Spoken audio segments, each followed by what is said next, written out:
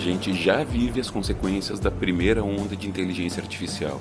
E quando a gente fala em inteligência artificial, pode parecer que a gente está falando de uma coisa muito nova, como o ChatGPT, e quando a gente fala do potencial dela, pode parecer que a gente está falando de algo um pouco distante.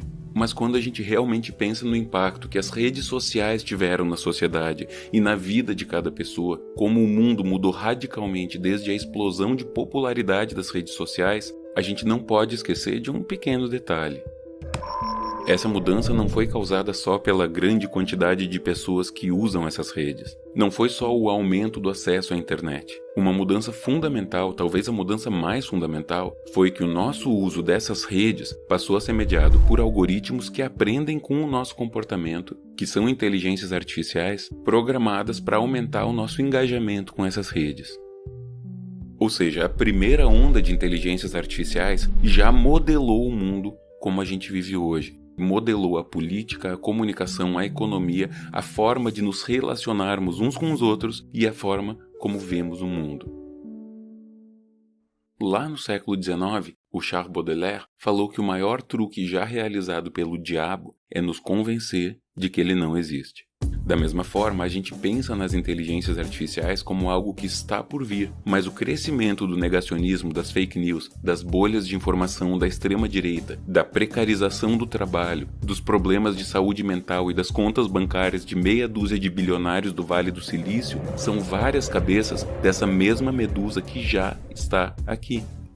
E embora todas essas coisas sigam a lógica do sistema econômico vigente antes dessa primeira onda de inteligências artificiais, as novas tecnologias contribuíram muito para que cada uma dessas coisas crescesse mais e mais rápido. Elas não transformaram o sistema em que elas estavam, elas amplificaram o sistema.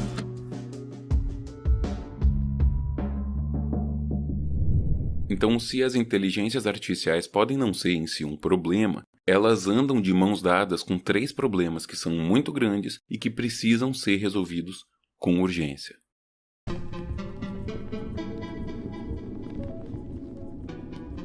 O primeiro é que a gente não consegue distinguir muito bem o que está realmente acontecendo com as inteligências artificiais e o que é sensacionalismo. Por um lado, como eu falei, elas já moldam aspectos fundamentais do mundo em que a gente vive sem que a gente sequer percebesse que elas estavam lá. Então elas têm sim muito poder. Mas por outro lado, existe todo um hype gigantesco usando essas palavras em tudo quanto é lugar para vender e divulgar tudo quanto é tipo de coisa. E isso não é nenhuma novidade. Sempre que tem alguma inovação tecnológica ou científica que vira moda, ela começa a ser associada com tudo quanto é tipo de coisa para enganar as pessoas.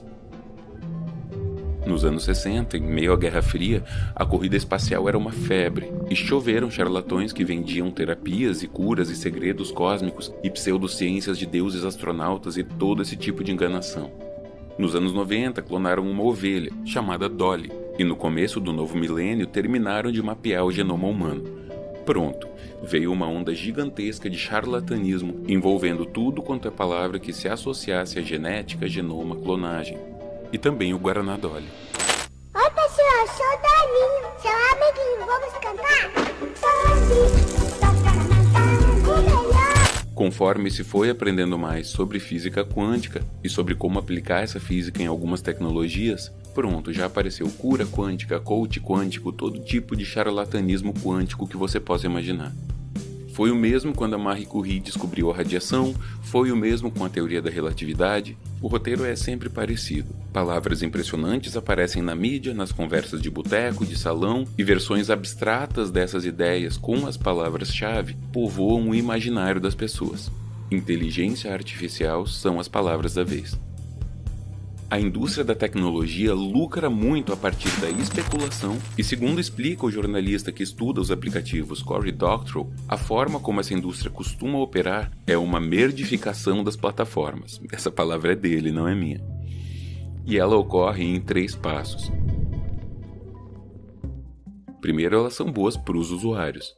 Depois, elas deixam de ser boas para os usuários para ficarem boas para os parceiros de negócios, como, por exemplo, os anunciantes. Por fim, elas ficam ruins para todo mundo e só se preocupam com ganhar o máximo de dinheiro, tirar todos os ovos da galinha dos ovos de ouro e daí elas morrem. Pensa, por exemplo, no que aconteceu com o Facebook. No começo, os usuários gostavam muito de usar e ele de fato oferecia alguns serviços que outras plataformas não ofereciam. Depois começaram a aparecer anúncios invasivos, as suas publicações foram perdendo alcance, mas para quem anunciava ou para quem comprava dados para manipular as pessoas, ele funcionava muito bem. Hoje em dia, ele é o cemitério da comédia, da política, da estética e continua ganhando dinheiro, vendendo sempre a promessa da próxima grande revolução da tecnologia. Há menos de 2 anos, eles mudaram seu nome para Meta e prometeram que o metaverso ia revolucionar a internet da mesma forma que as homepages revolucionaram nos anos 90. Daí muita gente investiu dinheiro nisso e, bom...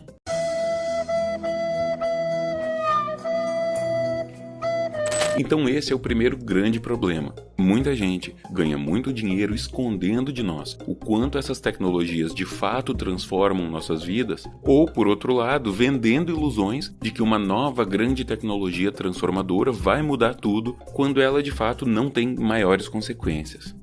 No fim, a gente fica sem ter uma noção clara do que de fato está acontecendo e o que de fato está mudando e para que nós devemos nos preparar. Será que a inteligência artificial vai transformar nossas vidas como foi a Revolução Industrial? Ou será que vai ser um fiasco como o metaverso? E como é que o Zé da padaria vai saber disso? O segundo grande problema é que a nossa capacidade de adaptação a novidades é limitada e essas tecnologias se desenvolvem muito rápido. O pessoal gosta muito de usar o termo exponencialmente, o que é válido enquanto forma de simplificar a ideia de crescimento para se fazer entender que é algo muito grande. Mas não é bem assim que a realidade funciona, porque não existe um medidor de tecnologia que quantifique de uma forma unívoca e fácil de medir o quanto que a tecnologia evoluiu. Você pode medir poder de processamento, poder de armazenamento, mas você não pode dizer que um HD externo de 2 terabytes é 2 vezes mais tecnológico que um HD externo de 1 terabyte. Não é tão simples assim. Mas de toda forma, a tecnologia tem evoluído muito rápido. E essa é uma tendência. Quando se tem muito interesse e colaboração em torno de um desenvolvimento tecnológico, ele tende a andar muito rápido. E um exemplo disso são as vacinas para a Covid. Com várias instituições do mundo inteiro trabalhando juntas em uma grande colaboração, elas conseguiram em meses alguns avanços que normalmente levariam anos para se atingir. O fato é que quando uma tecnologia se torna muito mais poderosa, rapidamente, e a nossa capacidade de usar essa tecnologia se mantém mais ou menos a mesma, nós chegamos em um cenário muito perigoso. E foi basicamente o que aconteceu com a primeira grande onda de inteligências artificiais. Nós desenvolvemos ferramentas formidáveis que poderiam ser usadas para melhorar o mundo de maneiras substanciais, mas que primariamente foram usadas para satisfazer a infindável fome de poder e de dinheiro de algumas poucas pessoas que geralmente já tinham muito poder e dinheiro. E como é que se faz para evitar que nós nos tornemos chimpanzés armados de sabres de luz ou da Estrela da Morte? Ou então um exército de chimpanzés armados de sabre de luz e da Estrela da Morte, lutando uma guerra sem saber que estão lutando uma guerra. O terceiro grande problema é que nós não costumamos entender exatamente qual é o nosso papel enquanto indivíduos e enquanto sociedade perante essas tecnologias. As empresas que criam essas super máquinas sabem dos riscos que elas oferecem e várias pessoas dentro dessas empresas estão preocupadas com as possíveis consequências. Mas dentro do sistema em que a gente vive, o principal propósito dessas empresas é gerar lucro para os acionistas e não necessariamente beneficiar os interesses da sociedade. E quem está falando isso não sou eu, são várias pessoas que trabalharam nas divisões de inteligência artificial dessas empresas, Meta, Google, Microsoft, e saíram delas. Veja, por exemplo, o que diz o Geoffrey Hinton, ex-liderança de IA do Google e amplamente considerado o pai das inteligências artificiais. So, a lot of the people in the big companies, all the people I know who are senior in the big companies are very worried about this and do put work into that. They're very concerned about it. But they have an obligation to their shareholders and making